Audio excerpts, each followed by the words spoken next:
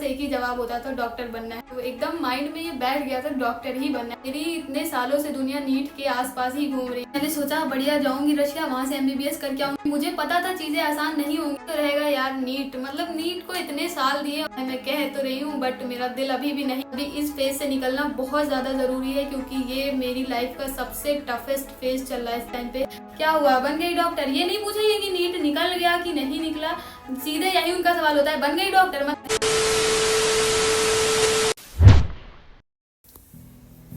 Hi guys, welcome to my YouTube channel. This is me Aafreen Salim Shaikh. और आज मेरा कोई ब्लॉग नहीं है या फिर कोई प्रैंक वीडियो नहीं है। आज मैं आपको सुनाने जा रही हूँ अपनी नीट फेलियर स्टोरी। आज आपको पता लगेगा कि मैं इतने टाइम से यूट्यूब पे एक्टिव क्यों नहीं हूँ, और मैंने सना के ऊपर भी बिल्कुल ध्यान नहीं दिया, मैंने उसके भी वीडियोस वगैरह कुछ नहीं बनाई है। तो आज मैं आपको बताती हूँ कि क्या हो रहा है मेरे साथ। दरअसल मैं एक नीट एस्पिरेंट हूँ, या फिर कह सकते हैं थी, और आज मैं शूट कर रही हूँ अपनी नीट फेलियर जर्नी। और आज मैं आपको सुनाऊंगी अपनी नीट फेलियर स्टोरी की क्या है। तो कहानी शुरू होती है कुछ यहाँ से। एक छोटी सी बच्ची थी, यानी कि मैं, जिसने सपना देखा था कि उसे डॉक्टर बनना है। हर आते जाते इंसान जो भी उससे पूछता था कि तुम्हें बड़े होके क्या बनना है, तो बस एक ही जवाब होता था, डॉक्टर बनना है। तो एकदम माइंड में ये बैठ गया था, डॉक्टर ही बनना है। और इसके बारे में मुझे कुछ नहीं पता था कि क्या करना है, कैसे करना है। तो जैसे तैसे बड़े हो गए तो पता चला 12th के बाद फिर कि नीट की तैयारी करनी होती है, नीट का एग्ज़ाम देना होता है। फिर नीट की तैयारी करी हमने। पहले साल कोचिंग है, फिर वहाँ पे कोचिंग जाके पता चला वहाँ पे माहौल दो हिस्सों में बटा होता है। एक होते हैं फ्रेशर्स, दूसरे होते हैं ड्रॉपर्स। तो ये होता है, फ्रेशर्स इतना अपने आप को वैल्यू ही नहीं देते, बोलते हैं कि हम तो फ्रेशर्स हैं, हमारा क्या होना है। और ड्रॉपर्स की तो बात ही अलग होती है। तो फिर जैसे तैसे मैंने फर्स्ट अटैम्प्ट दिया अपना। उसमें कुछ खास रिजल्ट रहा नहीं मेरा, क्योंकि मतलब इतना ज़्यादा नहीं होता है, क्योंकि मैं यूपी बोर्ड से निकल करके वहाँ पर गई। और मतलब उतना भी किया तो अच्छा था, वो एक मतलब एक एक्सपीरियंस हुआ। फिर दोबारा एग्ज़ाम दिया, लॉकडाउन स्टार्ट हो गया, फिर मैंने घर पे रह के पढ़ाई करी। और उसके बाद भी ये होता है ना, डायरेक्शन लेस मेहनत करने का कोई फ़ायदा नहीं होता है। तो वही नतीजा फिर मुझे दूसरे अटैम्प्ट में मिला। मैं एग्ज़ाम दे करके आई। फिर अम्मी पापा ने कहा कि तुम फिर से एग्ज़ाम दो। वो लोग बहुत सपोर्टिव हैं, मेरे अम्मी पापा इतने ज़्यादा एजुकेटेड नहीं हैं, बट इतना सपोर्ट तो मतलब बहुत ज़्यादा सपोर्ट करते हैं वो मुझे अभी भी। हालांकि ये मेरा 5th अटैम्प्ट था, वो अभी भी मुझसे बोल रहे हैं कि अगर तुम्हें करना है तो तुम करो। बट मुझे पता है ना, खुद को पता होता है कि अब नहीं करना है मुझे ये चीज़। मेरी इतने सालों से दुनिया नीट के आसपास ही घूम रही है, इसके अलावा मैं कुछ नहीं कर पाई हूँ। तो अब मुझे वो करना है जो और चीज़ें मैं करना चाहती थी, क्योंकि मुझे अब पता है कि मुझे नीट नहीं करना है। I am done with this NEET. So मैंने सेकेंड अटैम्प्ट दे दिया। अब बारी आती है मेरे थर्ड अटैम्प्ट की। थर्ड में मैंने इतनी ज़्यादा पढ़ाई की, और मतलब सेल्फ स्टडी ही की थी, ऑनलाइन कोर्सेज वगैरह लिए थे ऑनलाइन। फिर मैंने पढ़ाई की और लाइब्रेरी वगैरह जाती थी, वहाँ बैठ के पढ़ाई करती थी। फिर मेरे थर्ड अटैम्प्ट में मेरे अच्छे नंबर आ गए। मतलब इतने भी अच्छे नहीं आए थे कि मेरा सिलेक्शन हो जाता, कॉलेज मिल जाता, इतने अच्छे नहीं आए थे, बट मेरे हिसाब से अच्छे नंबर आए थे। मैं सेटिस्फाइड थी, क्योंकि मैंने जितने और एग्ज़ाम दिए थे सबसे अच्छे मेरे मतलब थर्ड अटैम्प्ट में नंबर आए। फिर उसके बाद में घर वालों ने कहा कि अभी अच्छे आए हैं, एक और बार तैयारी करो और अब और अच्छे मार्क्स आ जाएंगे, हो जाएगा तुम्हारा। फिर मैंने कहा ठीक है, एक बार और करते हैं। फिर मैंने तैयारी करी, और फिर मेरे 4th अटैम्प्ट में मार्क्स अच्छे नहीं आए। तो फिर घर वालों ने डिसाइड किया कि इसको रशिया भेज देंगे, रशिया से जाएगी, बढ़िया MBBS करके आएगी अपना। फिर मैंने सोचा बढ़िया जाऊंगी रशिया, वहाँ से MBBS करके आऊँगी। मुझे पता था चीज़ें आसान नहीं होंगी, क्योंकि MBBS करना रशिया में इतना आसान नहीं, बट मैंने सोचा कोई बात नहीं, MBBS तो हो जाएगा, फिर आगे की आगे देखेंगे। बट फिर बाद में सब मेरे डॉक्यूमेंट्स वगैरह रेडी करवाए गए, पासपोर्ट वगैरह बनवाया गया। फिर उसके बाद में कुछ फाइनेंशियल इशूज़ हो गए घर में, इस वजह से मैं रशिया भी नहीं जा पाई। फिर घर वालों ने कहा कि तुम यहीं पे एक बार और तैयारी करो, क्या पता तुम्हारा हो जाए, हमें ऐसा लगता है कि इस बार अगर तुम तैयारी करोगी हो जाएगा। हमने कहा ठीक है, करते हैं तैयारी। फिर मैंने तैयारी की। फिर मेरा 5th अटैम्प्ट था 5 मई को, अभी मैं गई थी फिर एग्ज़ाम देने। वहाँ पे एग्ज़ाम देने गई, मैं वहाँ पे पहुँची 1:30 बजे, मेरा एग्ज़ाम था 2 बजे से। पता नहीं इस बार मेरा क्या हुआ, टाइम मैनेजमेंट इतना ख़राब हो गया था। मैं 3-4 रातों से सोई नहीं थी, मुझे नींद ही नहीं आती थी, इतना ज़्यादा प्रेशर था मेरे ऊपर कि मुझे नींद ही नहीं आ रही। और एग्ज़ाम के पहले सो के तुम्हें जाना चाहिए। एग्ज़ाम अगर तुम देने जा रहे हो तो सो करके आराम से जाओ। तो मैं पहुँच जाती थी एग्ज़ाम हॉल 12 साढ़े 12 बजे ऐसे पहुँच जाती थी। तो मैं वहाँ पे हेड डाउन करके बैठ जाती थी, थोड़ा रिलैक्स हो जाती थी। बट मैं इस बार पहुँची 1:30 बजे पहुँची, और 2 बजे एग्ज़ाम स्टार्ट हो गया, तो मुझे वहाँ पर भी टाइम नहीं मिला। फिर जैसे तैसे एकदम हड़बड़ी में एग्ज़ाम मैंने देखे, मैंने सॉल्व किए जो कर पाए।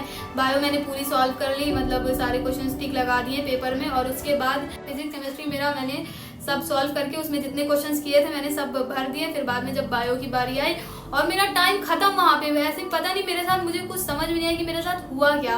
तुरंत टाइम खत्म, मेरा बायो का पोर्शन पूरा छूट गया और वो आके लेकर के चली गई। फिर जब मैं एग्ज़ाम सेंटर के बाहर आई, वहाँ पे मेरे अम्मी पापा खड़े थे।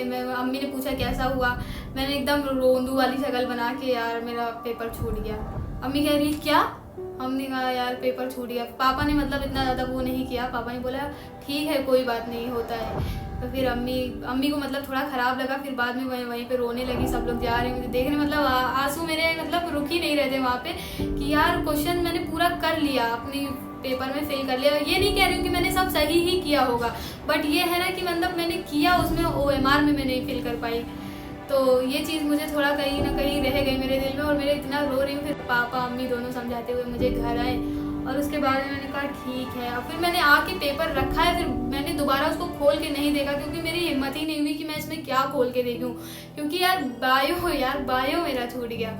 बहुत अफसोस हो रहा था। मैंने आज तक वो पेपर खोल के नहीं देखा है कि मैं क्या छोड़ के आई हूँ, क्या करके आई हूँ। मैंने वो चीज़ वहीं पे छोड़ दी है। बट एक चीज़ होती है ना यार, जिंदगी में हमेशा ये तो रहेगा यार, नीट को इतने साल तक नीट के आर पार ही मेरी दुनिया रही। इतने सालों में ना कोई दोस्त ना कुछ, सब छूट गए दोस्त वगैरह। नीट थी, ये कमरा था और नीट था और मैं थी, बस यही तीनों मेरी दुनिया थे इतने सालों में। और इस चीज़ को बाय बाय कहना इतना आसान नहीं होता है। मैं कह तो रही हूँ, बट मेरा दिल अभी भी नहीं मान रहा है कि मैं नीट को छोड़ूं। बट क्या है, आगे तो बढ़ना है लाइफ में।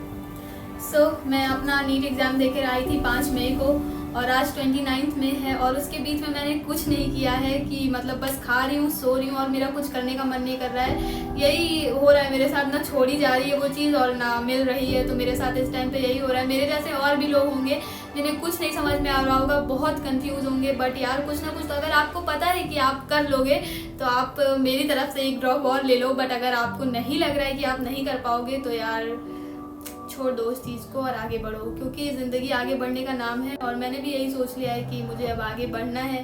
तो बट अभी इस फेज से निकलना बहुत ज़्यादा ज़रूरी है, क्योंकि ये मेरी लाइफ का सबसे टफेस्ट फेज चल रहा है इस टाइम पे। तो वही है, अपनी खुशी ढूंढो। अगर आपको इस चीज़ में अपनी खुशी मिल रही है तो आप एक और ड्रॉप लो और अपनी पूरी कोशिश करो, अपनी पूरी मेहनत करो। अगर आपको लगता है कि आप कर लोगे तो गो फॉर इट, और अगर नहीं लगता है तो और चीज़ें एक्सप्लोर करो यार। और हाँ, सबसे मेन चीज़ ये है कि आप कभी भी कोई चीज़ किसी से इन्फ्लुएंस होकर के मत करो कि ये कर रहा है, ये कर रहा है, ये कर रही है, वो कर रही है तो हम भी कर लेते हैं। ये चीज़ कभी मत करना अपनी लाइफ में। अगर आपको कुछ करना है तो सबसे पहले आप अपने आप से पूछो कि क्या आप वो चीज़ कर लोगे। अगर हाँ तो आप ज़रूर वो चीज़ करिए, और अगर आपका उसमें मन लग रहा है तो बिल्कुल करिए। लेकिन कभी ये मत करना कि ये कर रही है तो हमें भी यही करना है। आप अपना हमेशा एक अपना पॉइंट ऑफ व्यू लेके चलो। अब दूसरों के भरोसे कभी ज़िंदगी नहीं जीनी चाहिए, ठीक है, पहली बात तो ये। और दूसरी बात ये कि अगर आप कर रहे हो, ड्रॉपर हो, 2 साल किया, 3 साल किया, 4 साल किया, 5 साल किया, और आपके रिलेटिव्स होते हैं या फिर कुछ जानने वाले कुछ लोग होते हैं, आप हमेशा कहीं भी मिल जाएंगे, यही पूछेंगे क्या हुआ, बन गई डॉक्टर। ये नहीं पूछेंगे कि नीट निकल गया कि नहीं निकला, सीधे यही उनका सवाल होता है, बन गई डॉक्टर। मतलब ऐसा लगता है कि टॉन्ट कर रहे हैं। और जो लोग नीट के बारे में पूछेंगे तो कहेंगे कौन सा अटेम्प्ट है, कितने साल अभी तक हुआ ही नहीं तुम्हारा। तो यार इन सब चीज़ों को इग्नोर करो। अगर आपको पता है कि आप आज नहीं तो कल कर लोगे तो प्लीज़ आप उस चीज़ को करो, गो फॉर इट। और मैं आपके साथ हूँ, और सब लोग भी। अगर आपके मम्मी पापा आपके साथ हैं तो आपके साथ सब कुछ है, समझ लो। और बाकी इधर उधर चैचे पेपे वाले बहुत लोग होते हैं, तो उनके ऊपर ध्यान मत दो, इग्नोर करो। आपको जो करना है आपको करना है। कोई आके आपको खिला नहीं देगा या फिर कोई आके आपके लिए कुछ कर नहीं देगा। जो करेंगे आप करेंगे और आपके मम्मी पापा करेंगे, तो आप लोग उस पर ध्यान दीजिए। और इस चीज़ से निकलना मेरे लिए आसान नहीं है। इतने टाइम दोगे, इतने साल दोगे तो उसको छोड़ना बहुत मुश्किल होता है यार। ये तो फिर भी सपना था, क्या क्या सपने देखे थे कि यहाँ जाएंगे, वहाँ जाएंगे, एम्स जाके पढ़ाई करेंगे। और कभी कभी लगता है मैं सब कुछ कर लूँगी, बट कभी कभी लगता है यार मेरे से नहीं हो रहा है। कभी पढ़ते पढ़ते रोना आता है कि यार ये हम कर भी पाएंगे कि नहीं कर पाएंगे। बट करते हैं ना तो हमसे बड़ा वॉरियर कोई नहीं है। आप ये बात यकीन करो कि हमसे बड़ा वॉरियर कोई नहीं है। ज़्यादा जब मैंने एग्ज़ाम देना स्टार्ट किया था नीट का, तब कुछ 14-15 लाख बच्चे एग्ज़ाम देते थे, और इस बार 24 लाख बच्चों ने एग्ज़ाम दिया है। तो जिनका नहीं हो रहा है वो प्लीज़ मतलब अपने आप को डिमोटिवेट मत करो। और एक चीज़ मैंने ये भी देखी है कि लोग MBBS करके भी खुश नहीं हैं, और कुछ लोग BA BSc करके भी बहुत ज़्यादा खुश हैं। तो अब अपनी चीज़ों को एक्सप्लोर करो और ध्यान दो कि आपको क्या करना चाहिए, आप वही चीज़ें करो। और ज़रूरी नहीं है कि आप सिर्फ नीट ही करके कुछ कर पाओगे, ज़िंदगी में बहुत चीज़ें हैं यार, आप एक्सप्लोर करो, आप ज़रूर कुछ अच्छा करोगे। और लेट्स सी कि मैं क्या अच्छा करती हूँ। ऐसे थोड़ी ना अपनी ज़िंदगी वेस्ट करनी है, तो कुछ ना कुछ करेंगे। और मेरे लिए कोई सजेशन हो तो प्लीज़ कमेंट बॉक्स खुला है आपके लिए हमेशा, आप लोग उसमें मुझे जो भी बताना है बता सकते हैं। जो मेरी यूट्यूब फैमिली है वो तो मुझे अच्छे से अब जान गई होगी, तो आई होप कि आप समझेंगे कि मैं इतनी दिनों से क्यों नहीं एक्टिव हूँ। बहुत ज़्यादा टाइम हो गया यूट्यूब पे मैं एक्टिव नहीं हूँ और सना के ऊपर भी ध्यान नहीं दे पा रही हूँ। तो अब से मैं पूरी कोशिश करूँगी। मेरा मेन मोटिव यही था ये वीडियो बनाने का कि मैं ये वीडियो बना के सब क्लियर कर दूंगी, फिर उसके बाद से मैं एक्टिव हो जाऊंगी यूट्यूब पे जैसे पहले थी। तो बहुत अच्छी अच्छी वीडियोस लेकर के आऊंगी आप सबके लिए। तो आप सब लोग मुझे कमेंट करते हैं और मुझे DM करते हैं कि अपनी आप ब्लॉग कब बनाएंगी, आप ब्लॉग क्यों नहीं बना रही है। तो भाइयों और बहनों, मेरे प्यारे प्यारे भाइयों और बहनों, यही रीज़न था कि मैं वीडियो नहीं बना रही थी। और अब मैं कोशिश कर रही हूँ अपनी नॉर्मल लाइफ में वापस आने की।